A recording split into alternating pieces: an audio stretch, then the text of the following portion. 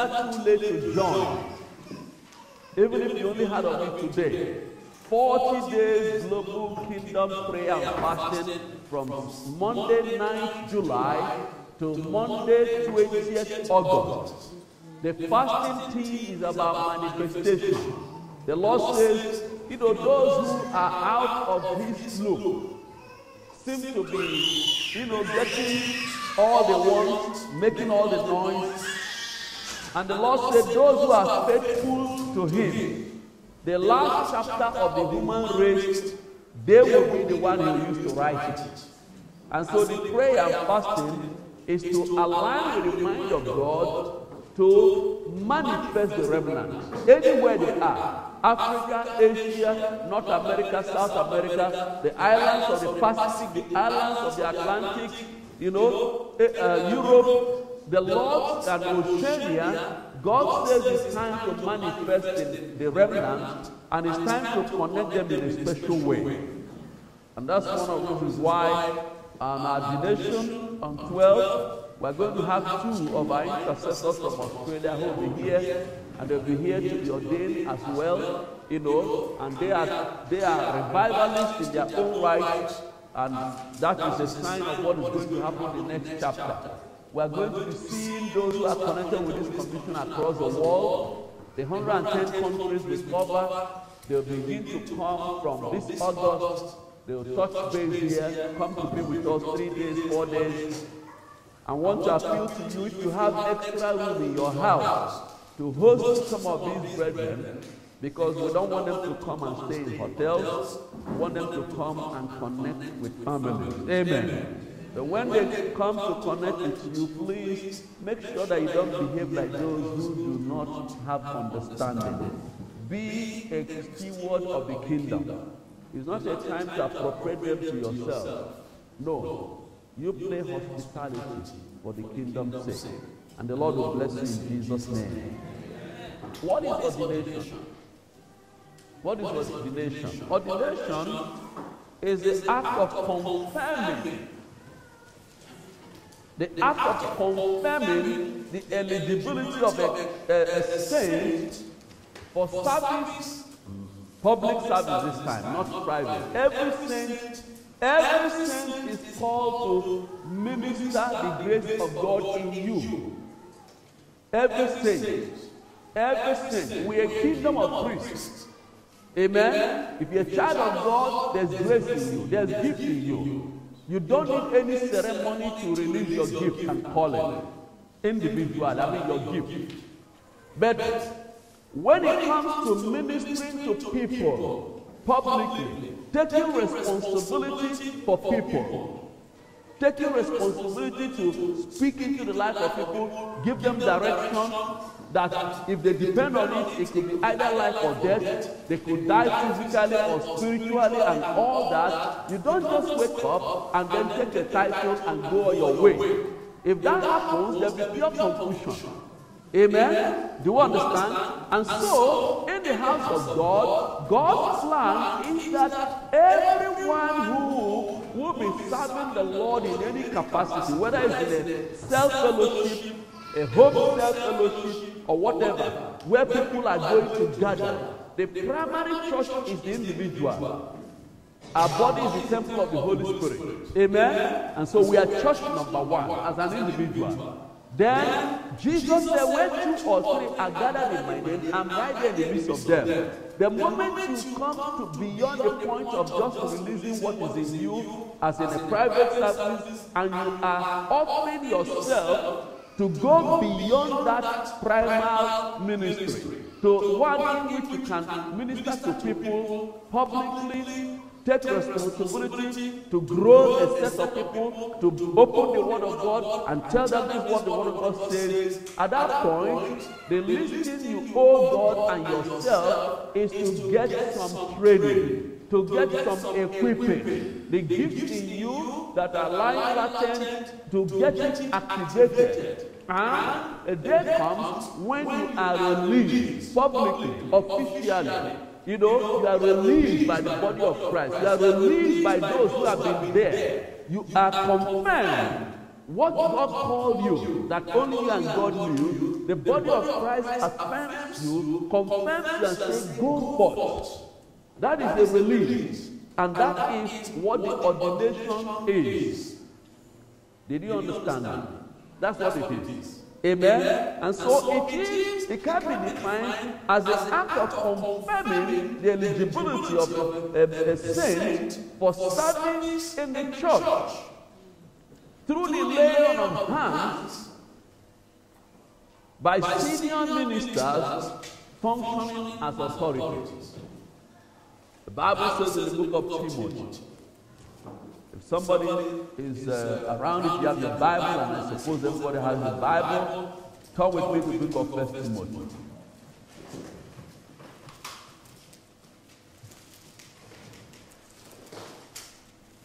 And for those who are with us on our program on Ustream and YouTube, want you to know that even though you are far, by the grace of God in technology, you are also hearing this so that God will prepare you for that which He has called you to do. And even though you may be far, it is not far enough. It's not always too far for you to get that which God wants you to get. When the time comes, for those of you who finish your program, please feel free to write to us and let us know you are ready, and we'll link you to the nearest chapter of the School of Ministry so you can begin your training and you can begin your ordination process. Amen. Now, if you look at 1 Timothy chapter 1, I want you to see something interesting. Verse 18 and 18 to 20. He says, this child, 1 Timothy 1, 18 to 20. Are you there? He says, this charge I commit to you, son Timothy. This charge I commit to you, son Timothy, according to the prophecies previously made concerning you, that by them, by those prophecies, you may wage the good warfare. Having faith, I want you to underline that now. Verse 19. Having faith and a good conscience. Which some, look at that, some who were ministers, having rejected, when they reject faith and a good conscience, concerning the faith, have suffered shipwreck. Someone say, God forbid. The Bible says there are people who, concerning the faith, they have made a shipwreck. They may be still preaching, they may be still jumping up and down and doing all those gymnastics that preachers like to do, but as far as the God of heaven is concerned, they have run aground. Physically they seem to be alive, but they are dead, they are cut off. And then he gave names, of whom are Hymenaeus and Alexander, whom I delivered to Satan, that they may learn not to blaspheme. These two men blasphemed. And Paul exercised his apostolic authority and said to Satan, I hand over these two men to you. Deal with them so that their souls can be saved. That's serious, isn't it? Amen? And if you read the book of Revelation chapter 3, something people have been doing question and say, hey, if your name is in the book of life, it's covered. It doesn't matter what you do. It doesn't matter what you do. Nothing can happen to you. I say, is that what the Bible says? Is that what the Bible says? Amen? If you go to the Word and see what the Bible says, you'll be shocked. You'll be surprised. In Revelation 3,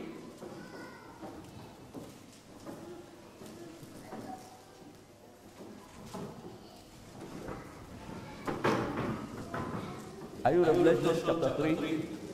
Now, the whole of the churches in chapter 2 and chapter 3, I want you to know that they were all active, vibrant churches. Listen to this. They were all active, vibrant churches. Let me give you an instance with the church at Ephesus. The church at Ephesus,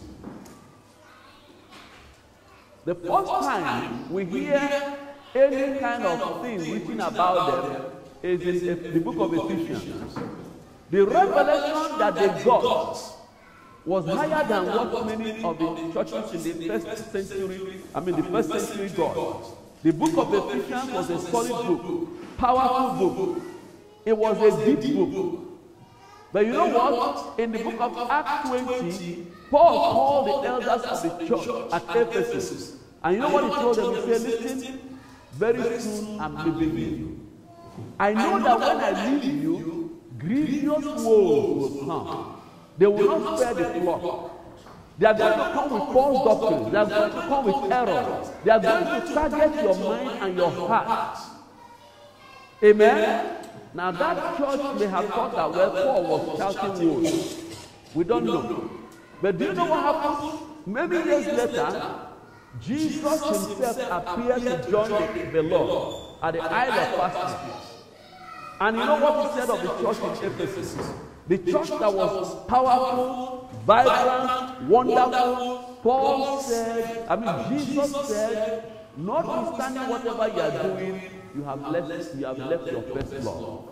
Something has happened. Your love of God has depreciated. Your love of fellow human beings has depreciated. In other words, you are busy with activity. Now, do you know that the church at Ephesus apparently did not make the adjustment that Jesus wanted it to make? How do we know? Today, that very church, that very area, that whole area, you know what happens? Today it is part of Muslim Turkey. Islamic Turkey. Christians can only go now, and they go as tourists. Then you can go and visit the church at Ephesus. Why? It tells you something. Let me tell you. If you read the book of Revelation, you discover that they were all churches connected to Christ. Like Pastor Emilia rightly said, they are born in Christ at a time, but a time came when they were careless. They didn't abide again. And what happened? They were cut off. Let nobody deceive you. Amen? This life you are entering into, the yoke of Christ you are taking, is one you should hold strongly. Amen? Don't be distracted. Don't be distracted by money. Don't be distracted by ego. Don't be distracted by any other thing. Because the way of the Lord is seek first the kingdom and his righteousness. When you do so, he says other things shall be added to you. The day you change those other things, that day backsliding has started. It may not appear, but give it 3 years, give it 2 years, give it 5 years. You just discover that you are just going to vain jangling. And that shall not be your portion in Jesus' name. And that's why in the book of Revelation 3, Jesus was telling the church, and that's what we are going to pray today. He says, I stand at the door knocking. Jesus was inside them before. He was sitting on the throne of the heart of the people before. By the time Revelation 3 came, Jesus was no longer sitting. He was now outside. He was now knocking. May God forbid that any of us will have Christ on the outside. Amen? And so, ordination is about confirming before the world that you all have gone through a process of teaching, training, equipping. There's been a stirring up of the gift and calling in you to the degree that we can say to the world, yes, we know that this brother, this sister is qualified to minister to God's people. And we are doing it according to the ordinance of the New Testament, not according to the ordinance of men. Because men are not qualified to talk about how people should serve God. The church of Jesus is qualified. In the book of 1 Timothy chapter 3, Paul spoke to Timothy and told him something. 1 Timothy chapter 3, verse 15. 1 Timothy 3:15. But if I'm delayed, arise so that you may know how you ought to conduct yourself in the house of God, which is the church of the living God, the pillar and ground of the truth. He says in the church, you don't just wake up and call yourself prophetess so and so. You don't just wake up and call yourself evangelist so and so. You don't just wake up and call yourself reverend so and so. You don't just wake up and call yourself a name, a title, and begin to do whatever you like. He said there's a way people should behave in the church. It is the ground and pillar of the truth. The church is not the building. The church is not the denomination. The church is not the organization. The church is the body of Christ. You know, they called out people of God. Those who are called out of the world, called out of the system of the world, and called into the pattern of the kingdom of God. We have the constitution of the kingdom of God, which is the Bible. You know, we have it to guide our conduct. We have it to guide the way we respond to issues. We have it as regulation of our lives. The kingdom we are called to is not a lawless kingdom. It is a lawful kingdom. The king is the spring and source of the law. And that's why that word he gives. He says, I've exalted it above my own name. And if God has exalted his word above his own name, we who are his children, and we who are citizens of his kingdom, we must make the word the primal source of our lifestyle. The moment we look away from the word of God, we turn our cry into vain jangling. That shall not be your case in Jesus' name. Now, what makes an ordination an ordination? There are three things. Three things that must be present before an ordination can be said to have happened. Number one, an ordination candidate. What we call an ordinand. An ordination candidate. This is somebody who has gone through a process of training, and a process of preparation. It's not just a mere Bible school. People have gone to Bible schools. There are Bible schools everywhere. If you have 2,000 pounds to spare, you can get a Bible school qualification in 6 months, or 3 years, or 2 years, depending on how they are structured. And most of the time, what do they teach you in some of them? There are some good ones, no doubt. But most of them have now been set up to make money for their promoters. So the emphasis is not on spiritual formation. The emphasis is on taking doctrines of men who are long dead. Somebody who died 400 years ago and formulated a particular theory, dogma.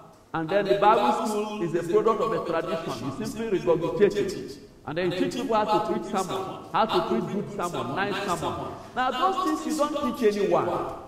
The truth is that you don't teach anyone how to preach a sermon. Because when it comes to sermon, the way God created you is bespoke. Somebody says bespoke. Yeah, you know Frank likes to wear big clothes and Christopher. Okay, look at them sitting on the extreme. They wear a lot of bespoke clothes. Okay, like the one Rosie is wearing is bespoke. It was designed for her. If you wear it, you will be out of place. This one, they measured her. They measured her and put it together. That's what we call bespoke. A bespoke dress is one which you have measured. Listen, in this country, only rich people can afford it. Only rich people. There's one they advertise in paper. I think it's somebody called Baja or something like that. It's called bespoke. It says, and you know what they list it? 900 and something. It's as good to be cheap. They say they're coming to London. He comes from the Middle East, I think it's the Lebanese. When he comes to London, he advertises massively. People come and take their measurement. It's a sign that you have arrived, that the tailor took your measurement and sewed for you exactly that which will fit you. And can even put your signature. So it is with us. You are original. You are not a clone of anybody. Amen? So you don't have to imitate Pastor Grace. You don't have to imitate Apostle George. You don't have to imitate anybody. You are bespoke. And we celebrate that uniqueness. So anybody teaching you how to start a sermon this way and go fly this way, you know, you run, you do a run like this, you taxi up and then you fly, you go to that point at the 30th minute, you begin to land down, and at the 50th minute, you land. You know those things. You know, someone said that's cool stuff. Be yourself. You could be somebody who is a laughing man. Laughing can be used by God to do wonders. So be yourself. Nobody needs to teach you how to preach. What you should be taught is truth. And that truth shall set you free. And from your freedom, liberty is released to those who hear you. Did you hear me? And so we don't do all those accumulation of head knowledge. Here, no. The Bible is living. The Bible is active. The Bible is powerful. The Lord uses it, breaks it down to break down character, to break down issues, to challenge you. The Bible is a hammer. It breaks up the rough edges of your life. It's fire. It burns up the chaff in you. It is like water. It washes all the filth in the mind. It is also like a mirror. It shows you the spots and wrinkles in you so that you can take notes and pray about them. It's like milk. You know, that milk is used to feed you. It's a living expression of God to you. And so when you receive it properly, the word can change you from inside out. And the word can engage you with the real you inside so that you can become, you can be transformed into the image of Christ. And when that happens inside of you, the sanctification of your soul, so that your spirit man, you come to the point your spirit man rules your soul, and your soul, and your spirit and soul rule your body. And that is what we assume has been transpiring inside of you.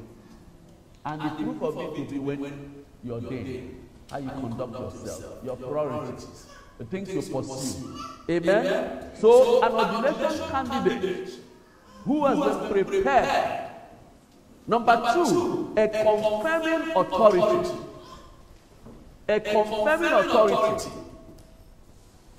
A confirming authority, a ministerial network like the International Ministers Fellowship is a confirming authority. The Rise Metropolitan Communion of Kingdom Ministries worldwide is a confirming authority. It can also be, a local assembly. Is a confirming authority. Amen? And then number 3, witnesses. Witnesses is ordination. That's why ordinations are not done in secret. Ordinations are not done in secret. Ordination, nobody can say, hey, I was ordained in my bedroom. I was ordained in my living room. By who? Who was there? Who was your witness? Did you hear me? You do what you wrong. You hear somebody say that? Especially those that say, hey, no, the ordination, the Holy Spirit ordained you. Yes, the Holy Spirit ordained every Christian. You are born again, baptized with the Holy Spirit, you ordained. That's right. To express the gift of God in you. But when it comes to being equipped, to be able to minister to people of God in a formal setting, there is a need, not just for that confirming authority, that this person is eligible indeed. There has to be people who are there to witness the day you formally said, yes, here is my name. I join myself to the yoke of Christ. Amen. So 3 parties have to be there for a valid ordination to take place. An ordination candidate, a confirming authority, and witnesses to the ordination. Now somebody will say, New Testament doesn't talk about ordination. No, we are here for priests. Like, let me go and minister. I'm anointed. I know I can speak in tongues. I know I have a prophetic flow. Must I be ordained? You hear such things. Now let's look at the example. Let's start with Matthew chapter 3.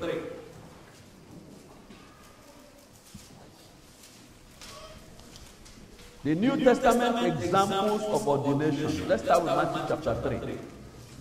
Let's see something. Are you in Matthew 3? Okay. From verse 13. And then came Then Jesus came from Galilee to John at the Jordan to be baptized by him. And John tried to prevent him, saying, I need to be baptized by you, and you are coming to me. But Jesus answered and said to him, permit it to be so for now. I want you to take note of that. For thus it is written, for us to fulfill all righteousness. Then he allowed him. And when he had been baptized, Jesus came up immediately from the water, and behold, the heavens were opened to him, and he saw the Spirit of God descending like a dove and alighting upon him. And suddenly a voice came from heaven saying, this is my beloved Son, in whom I am well pleased. Now I want you to take note of this. The baptism of Jesus by John the Baptist at Jordan was in a sense an ordination. And let me explain that. Jesus Christ was born of the tribe of Judah. Am I correct? The tribe of Judah is a tribe that produces kings in Israel. Every tribe had an assignment in Israel. The tribe of Judah, its assignment was to produce the kings of Israel. Nobody there went into the priesthood. Amen?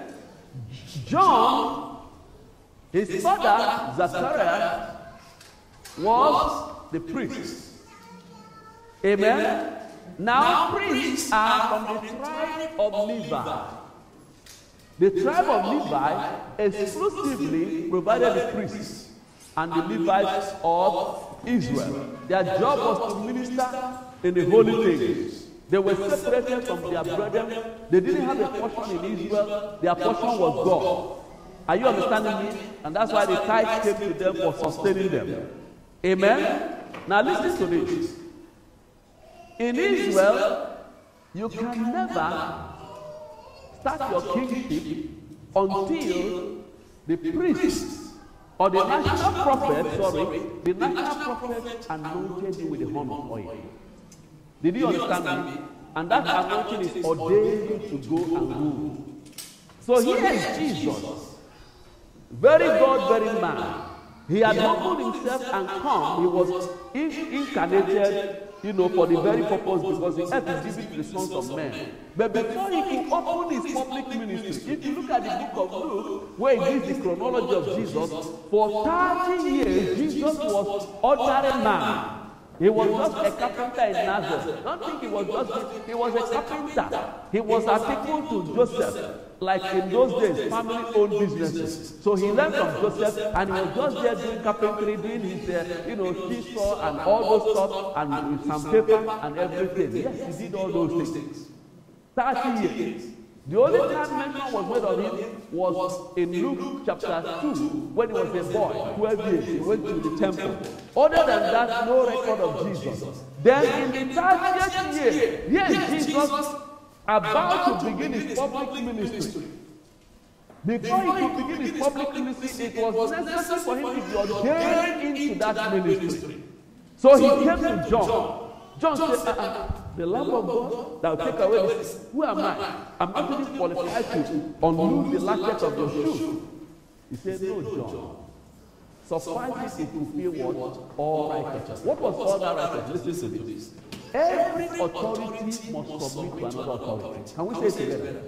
Every authority must submit to another. Any authority that is, listen, any authority, pastor, overseer, whatever it calls him, that has no authority, that can tell you what are you doing, what are you preaching, what did I hear you preach.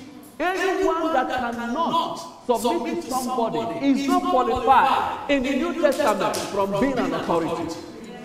Did you hear me?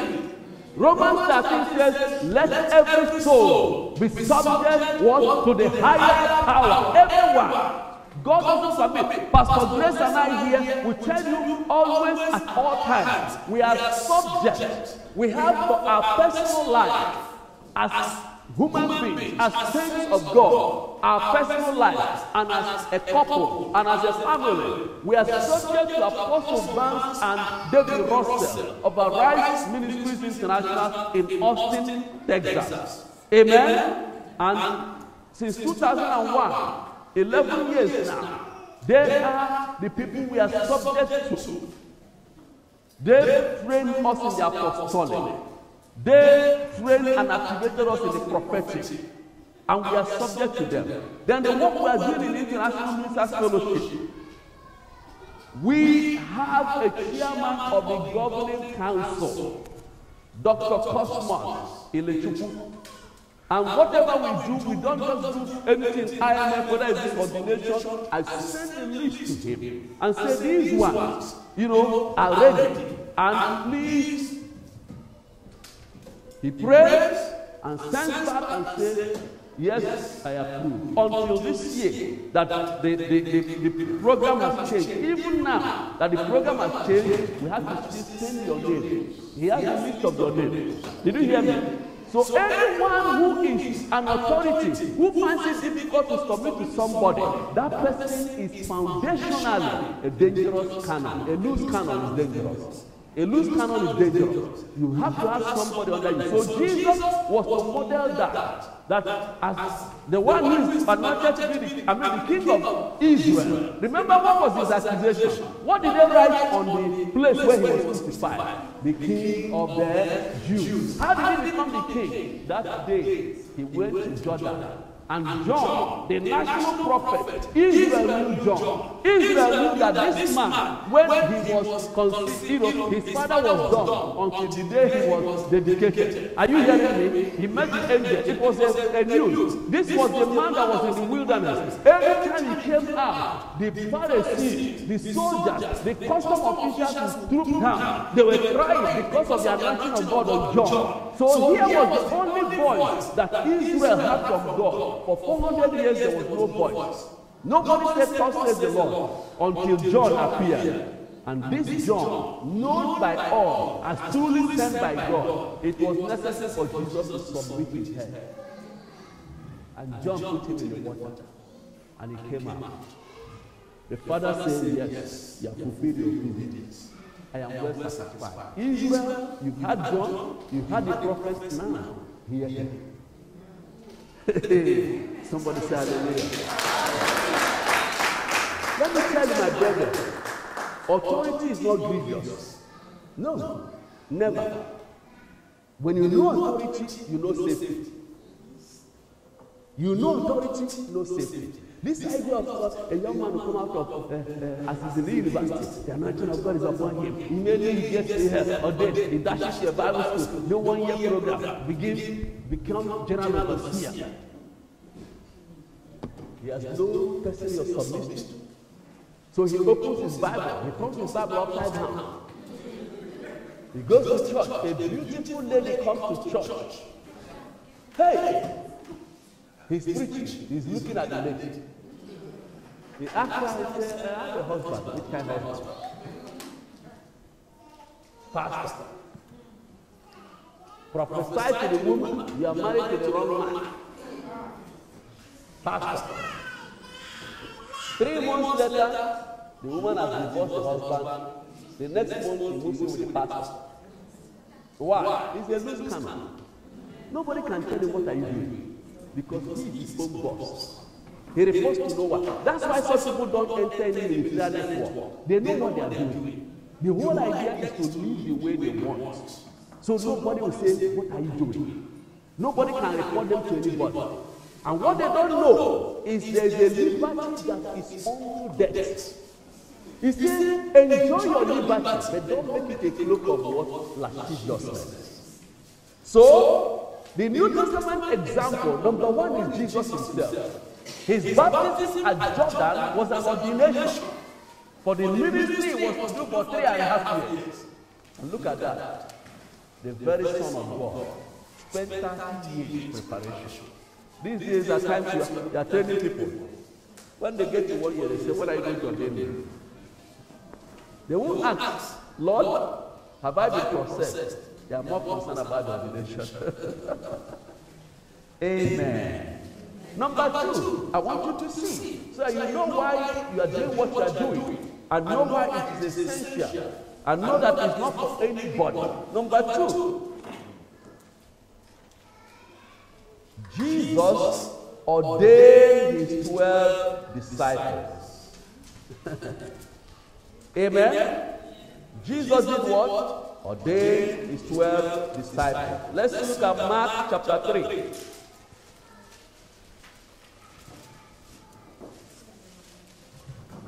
Mark 3, verse 13. And he went up on the mountain and called to him those he himself wanted. I can assure you there were many people. We don't know whether it's 1,000 people. We don't know whether it's 500. We don't know whether it's 2,000. But the Bible says out of the number that was milling around Jesus, when he went up to a mountain, the book of Luke chapter 6 says he went and prayed all night. Luke 6. Reporting this very thing. If you write down Luke 6, 12 to 16. He went up and prayed all night.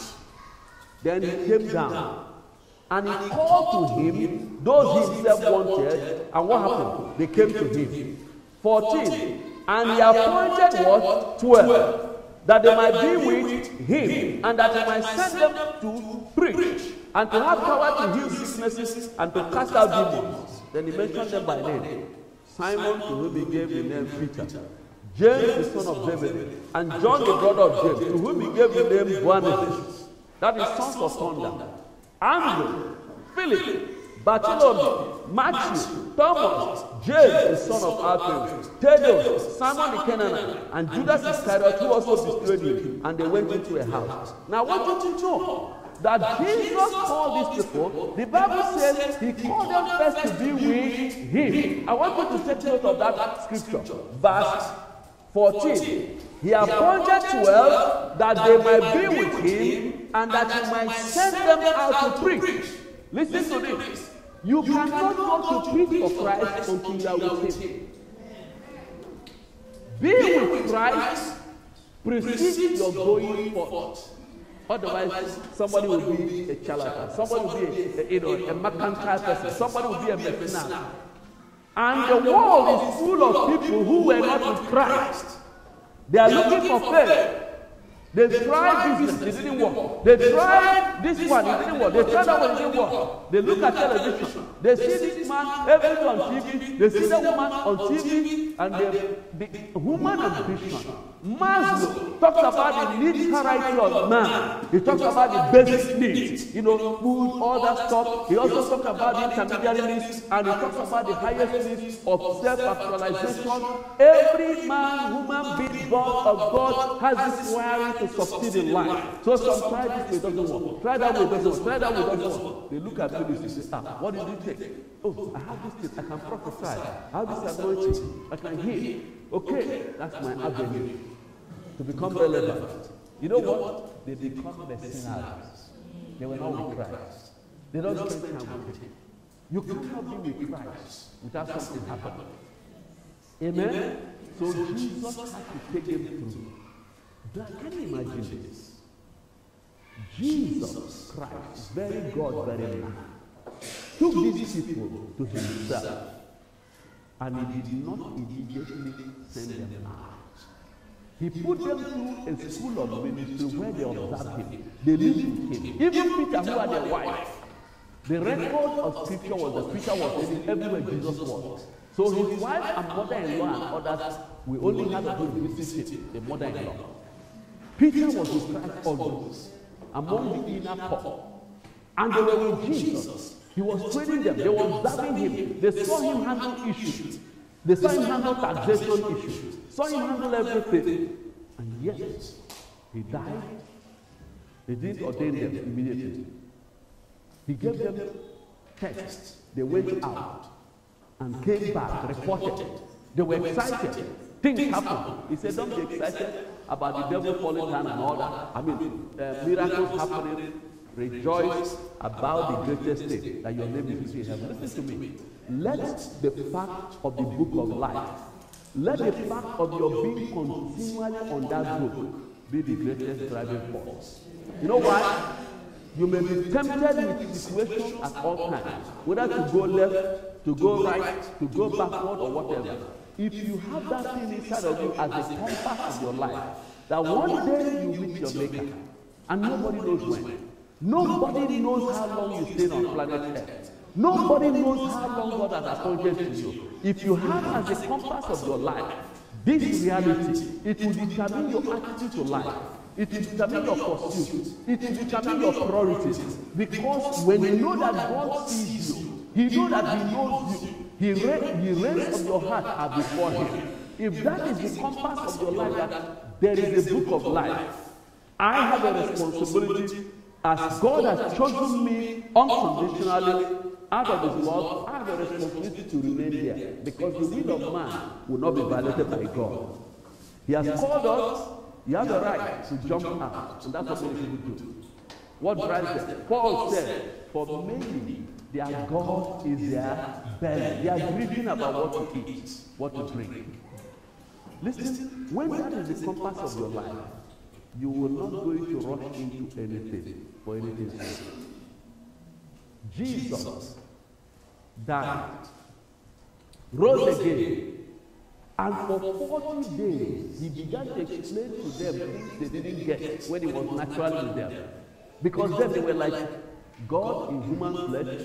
At times they believe very well. At times they seem to stagger. Can God be human flesh?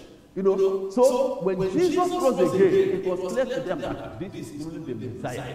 Without them would die. Did he give it to them immediately? No. For 40 days, if you read Acts chapter 1, he conducted a special school of ministry, teaching them the deeper things of the kingdom. And then after that, listen what? Jesus before them went to heaven, bodily. And they were looking up.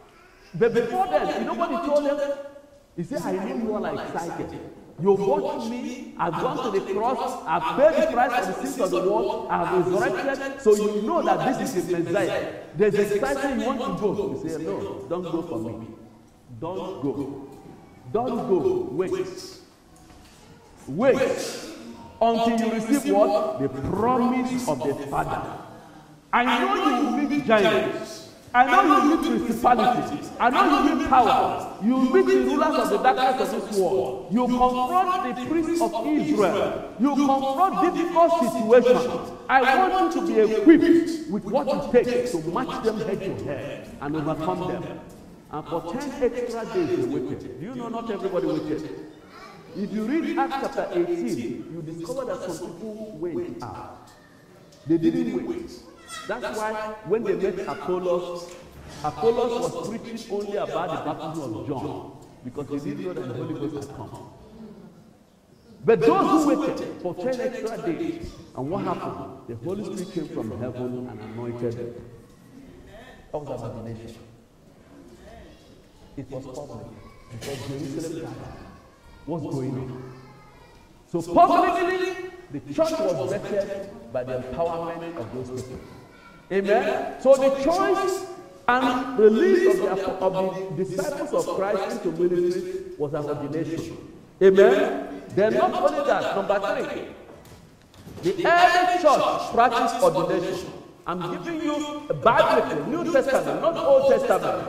Because some people confuse people. You know, some of these brethren movements, at times they give the impression that, oh, no, there should be no order in the house of God. We shouldn't have any leader. Nobody should, you know, no. Everybody's anointed. So you get there, everybody can speak, everybody can do this. That's why the brethren movement across the world, none of them outlasted some generations. 1, anywhere there is no order, there can never be progress. Anywhere there is no order. Our God is a king. Kings don't do disorder. Kingship and kingdom is about order. And that's why Satan seems to be powerful. Satan has been stripped of his power. The reason why it's powerful is that an organized Satan, full of evil, having principalities and powers and rulers of darkness of this world, and none of them goes beyond their remit of authority. No, none of them. None of them can go into something beyond them. The little ruler of empire knows his limit. He knows he's under the one that rules over home church.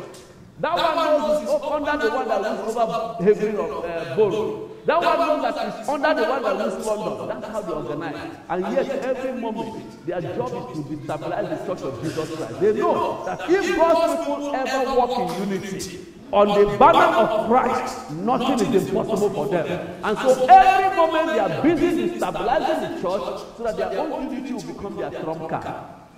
We are the generation that will stop that. We are the generation that will be like people who are under authority, who know that authority is not grievous. Authority can never control your life. Authority is simply for safety. Keeping rank. Brigadiers know their brigadiers. Colonels know their colonels. Captains know their captains. Generals know their generals. You know, the leader of Egypt, you know, is so interesting. Field Marshal Tantawi.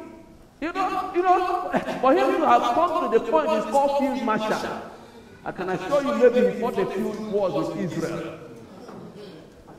And yet, strong as that may seem, Field Marshal Tantawi of Egypt, when he faces the generals of the United States of America, when generals face generals, general knows this man is superior. The other day they showed a picture of generals of one African country. Young men, pot-bellied, because of the way they eat public money. Pot-bellied. And they show generals of the United States of America. You could see. Many people at them. You could see authority. Are you hearing me? So my brethren, listen. We need to understand the dynamics of what we are in. It's not fable. It is real. Look at Acts chapter 6. Now in those days, the number of the disciples was multiplying. There arose a complaint against the Hebrews by the Hellenists because their widows were neglected in the daily distribution. Then the 12 summoned the multitude of the disciples and said, "It is not desirable that we should leave the word of God and set tables. Therefore, brethren, seek out from among you 7 men of good reputation, full of the Holy Spirit and wisdom, whom we may appoint over this business." I want you to take note. Verse 14. "That will give ourselves continually to prayer and to the ministry of the word, and the saying pleased the whole multitude. And they chose Stephen, a man full of faith and the Holy Spirit, and Philip, Prochorus, Nicanor, Timon, Parmenas, and Nicholas, a proselyte from Antioch." I want you to now see verse 6 and 7. "Whom they set before the apostles, and when they had prayed, they did what? Laid hands on them." The first deacons of the church, they were not just appointed. They located their qualification, they brought them before the apostles. And what happened? The apostles prayed and did what? Laid hands on them, publicly before all, and said, "These ones you knew as Brother Brother Philip, Brother Nicanor, Brother Stephen, these ones, 7 people, today publicly, we set them apart from the group as deacons who will minister to the church as servants of the church. Publicly, they were ordained." Is somebody seeing that? Look at what happened in verse 7 when you do things properly. Verse 7 says, "Then the word of God did what? Spread. And a number of disciples did what? Multiplied greatly in Jerusalem, and a great many of the priests were obedient to his faith." Whenever you do things in order, whenever you do things properly, the result is self-evident. Did you hear me? We have great hope for you. You know, we have great expectations. We believe that things will happen. Amen? You have not given us hassle. And I believe this next few weeks you will give us hassle. Anyone, is there any of you here who these people are giving hassle? I remember something funny. The day Pastor Charles was to interview Brother Frank. As Frank was coming, he said, "Is it you? You are going to see the today." And he saw them laugh. Of course, it was a joke, but pulling his leg. You know. Amen? Praise God. So the word of God will grow. Anywhere things are done properly. The early church, Jesus modeled it, gave himself to be ordained. Then he himself, prayed, received, about the 12 and prepare them and release them by the anointing of the Holy Spirit. Then you see the early church. They didn't just, they didn't just anybody didn't just wake up and begin to start. They put these people apart and then they laid hands on them and prayed. Let's also see, and we'll stop for there today, and we'll continue. Acts chapter 9. Let's see Acts 9. The great Paul the Apostle. Acts 9. The great Paul the Apostle that God used mightily. I want you to take note of this interesting fact. Listen to this. Jesus himself. You don't know what it is. Jesus himself met Paul the Apostle on the way to Damascus. And Jesus personally arrested Paul. Jesus personally revealed himself to Paul, told Paul what he had called him for, what he would use him to accomplish. Now the question is, why didn't Jesus lay hands on Paul and just ordain him? He spoke to him, he gave him the vision, he gave him the mandate, but look at how Jesus, you see, it's good to read the Bible. It's good to understand the Bible. The same Jesus who arrested Paul told Paul, go to a street called Straight, an obscure street. And in that street was one man called Ananias. This man was mentioned only once in the Bible. In other words, this man was placed by God to fulfill only one assignment. That assignment matters. It's not the size of what you do that matters. It is the purpose for which God created you. This man, an obscure disciple of Christ, an unknown quantity, was the one that God will use to multiply the gospel worldwide. That God chose an obscure man and said, Paul, I will use greatly. I want you to go and humble yourself before a man. And Paul was blind and was led by the hand. And the man, Jesus told him, I just arrested the man I will use. I'm bringing him to you.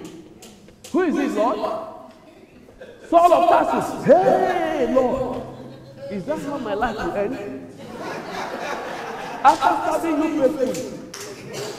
Lord, is that what you have planned for my life? This very man. Bible. Jesus says, my son, shut up. I have chosen you for great things. Let's read it. You see, the Bible is so interesting. When you read it in the Spirit, it's no longer the letter that kills. You get the revelation. You get the revelation. You see the beauty of the divine pattern.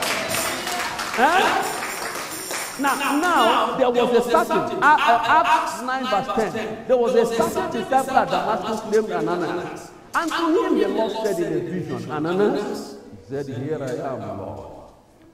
The Lord said to him, arise, go to the street called Straight, and inquire at the house of Judas for one called Saul of Tarsus, for behold, he is praying. And in addition, he has seen a man named Ananias coming in and putting his hands on him so that he may receive his sight. Ananias answered, Lord, I have heard from many about this man, how much harm he has done to your saints in Jerusalem.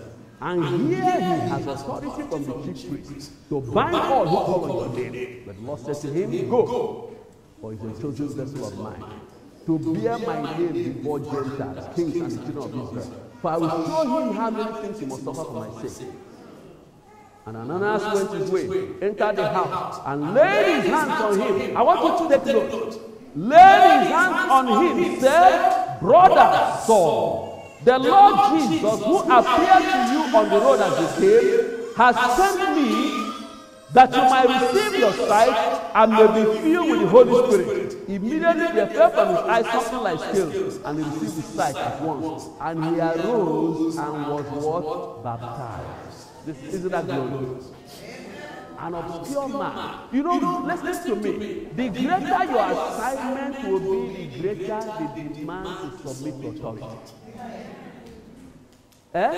We were in Africa, in a city called Owerri. 1996, God spoke prophetically through various vessels.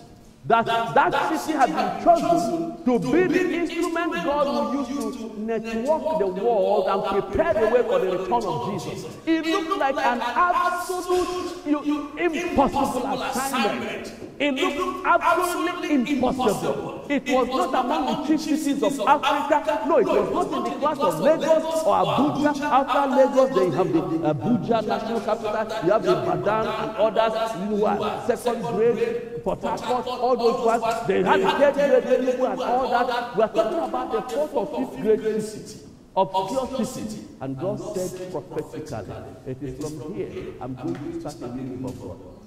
Listen. 1997, 98, we had a few things, did a few things nationally. 99, 2000 December, a young man came. He was from Austin, Texas.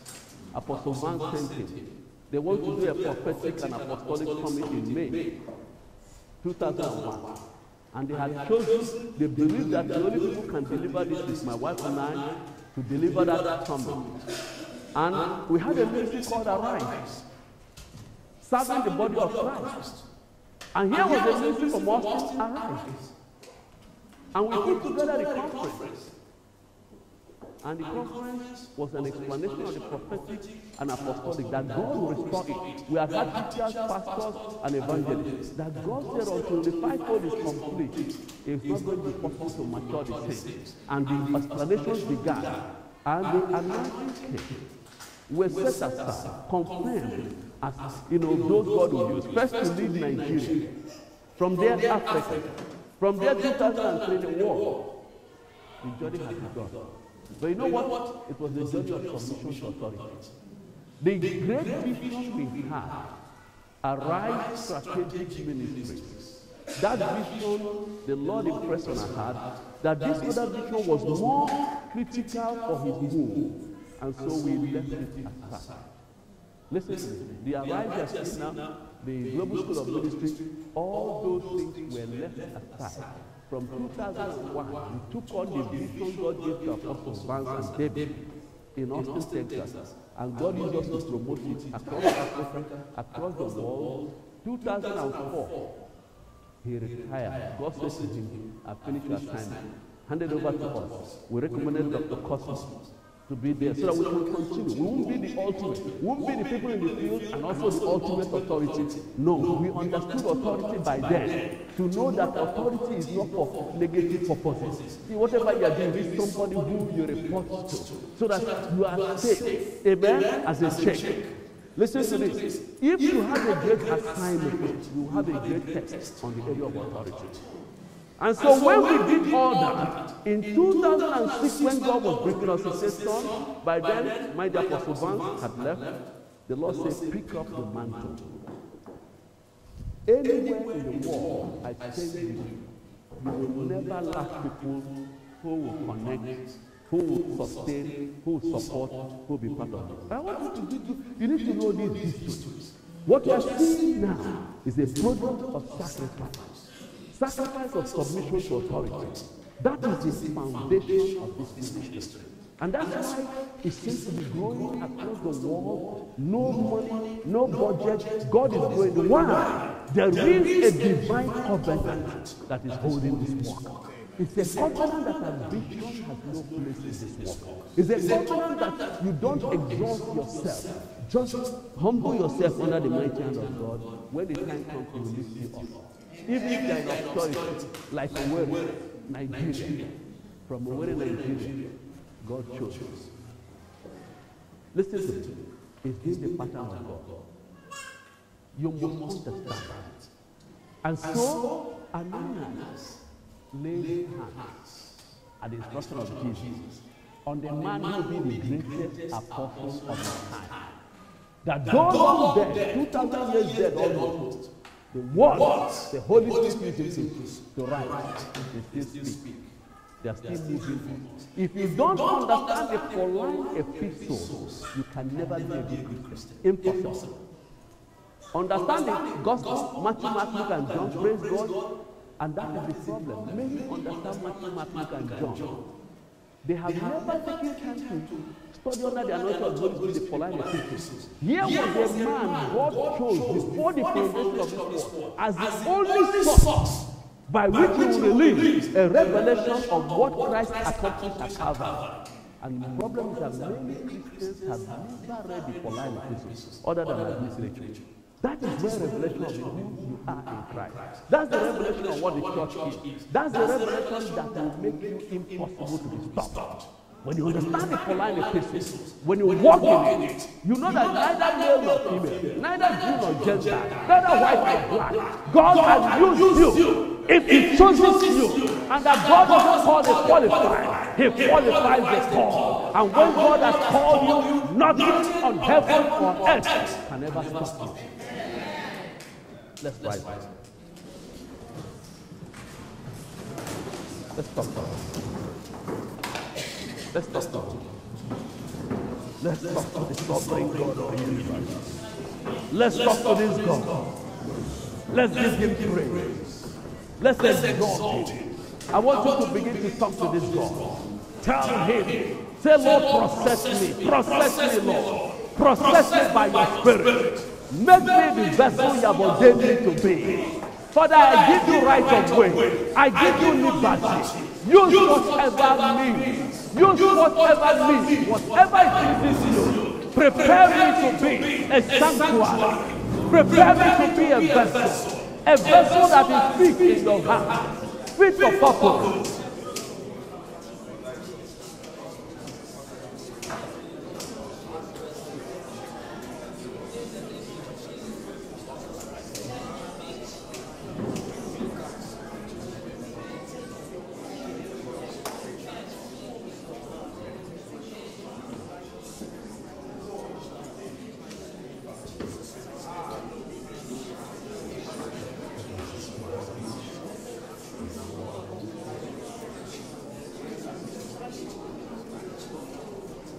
Let's pray and say, Father, help me to be a man or woman of authority. Always. Always. It's a place of safety. It's for those who are confident in who they are. Help me, oh God. Help me by your grace.